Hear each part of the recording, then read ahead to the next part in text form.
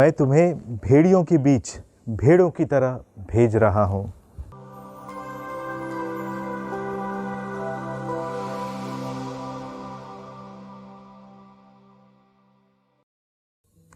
क्रिस्त में मेरे प्रिय भाइयों और बहनों, हमारा क्रिस्ती जीवन एक मिशनरी जीवन है। और मिशनरी शब्द का अर्थ क्या है?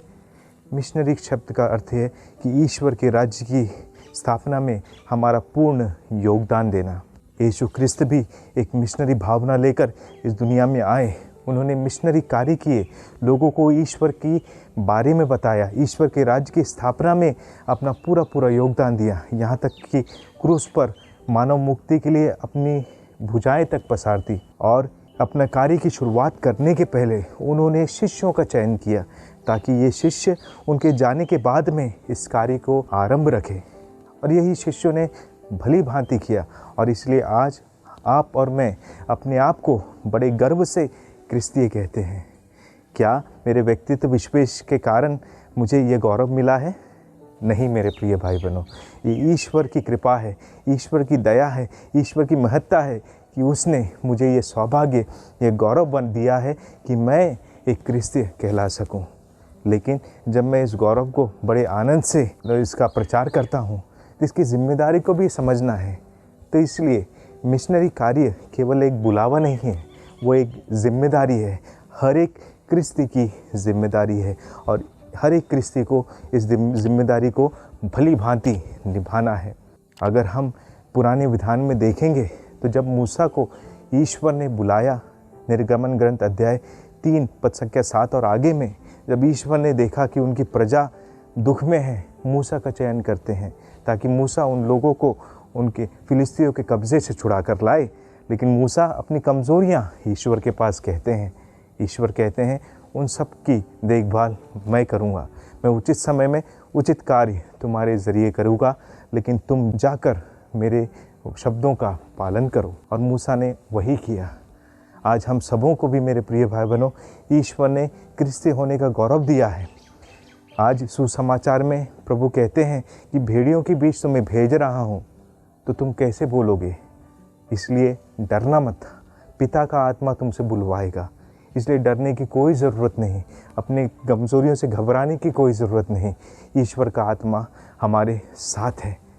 हम किस तरीके से इस आत्मा को ग्रहण करते हैं और कार्य करने देते हैं, ये हमारे जीवन में हमें सोचना है। ऑसवर्ल्ड जे स्मिथ अपने एक वाक्य में कहते हैं मेरे प्रिय भाई बहनों कि हम ईश्वर के दूसरे आगमन के तैयारी में या उसके आने की प्रचार करते हैं, लेकिन कई सारे लोग ईश्वर के पहले आगमन के बारे में नहीं जानते। तो ऐसे में हमारी जिम्मेदारी क्या है? क्या हमें ईश्वर के राज्य के बारे में या ईश्वर के बारे में लोगों को बताना अनिवार्य नहीं है कि लोग यीशु के बारे में जानें, उसके राज्य को समझें और उसके अनुसार जीने का प्रयत्न करें? इसलिए आज जब ईश्वर के बारे में सोचते हैं या हमारे मिशनरी कार्य के बारे में सोचते हैं मेरे प्रिय भाई बहनों, जिस प्रकार हमारे पूर्वजों ने हमें ये विश्वास प्रदान किया है, क्या हमारी ये जिम्मेदारी नहीं कि हम इस विश्वास को जिसे हमने प्राप्त किया है आने वाली पीढ़ी को दे सके? यही हमारे लिए हमारा मिशनरी कार्य होगा। संत पौलुस का अगर उदाहरण देखेंगे तो उन्होंने अपने कार्य में जब ईश्वर को पाया, वो पीछे नहीं मुड़े, अपने जीवन की परवाह किए बिना वो कार्य करते रहे। और अंत में दूसरा तिमोथी का पत्र अध्याय 4:7 में भी कहते हैं, मैं अपनी लड़ाई लड़ चुका हूँ, मैं अपनी दौड़ पूरी कर चुका हूँ और पूर्ण रूप से ईमानदार बना रहा हूँ। आज मुझे और आपको भी यही मिशनरी कार्य में आगे बढ़ना है। उन महान मिशनरियों के उदाहरण को देखना है जो इस कार्य के लिए अपने आप को पूर्ण रूप से समर्पित कर देते हैं। आज के दिन का जो उदाहरण है वो है फादर स्टैन स्वामी, जिनका देहांत 5 जुलाई को हुआ। उन्होंने क्या किया? एक जेसुइट पुरोहित जिन्होंने अपने आप को, अपने जीवन को उन गरीबों के लिए जिनका अधिकार छीना जा रहा था, उनके लिए वे लड़े और अपना जीवन तक गंवा दिया। वे डरे नहीं, पर ईश्वर पर उन्होंने पूर्ण भरोसा रखा। यही बड़े बड़े उदाहरण हमें सीख देते हैं कि कैसे ईश्वर ने हमें चुना है और नियुक्त किया है उसका कार्य कराने के लिए। तो आइए हम भी ईश्वर के कार्य को करने के लिए तत्पर रहें और इस मिशनरी कार्य में, जिसका अर्थ है ईश्वर की राज्य का स्थापना उसका स्थापना करने में अपना पूर्ण योगदान दे। आमीन।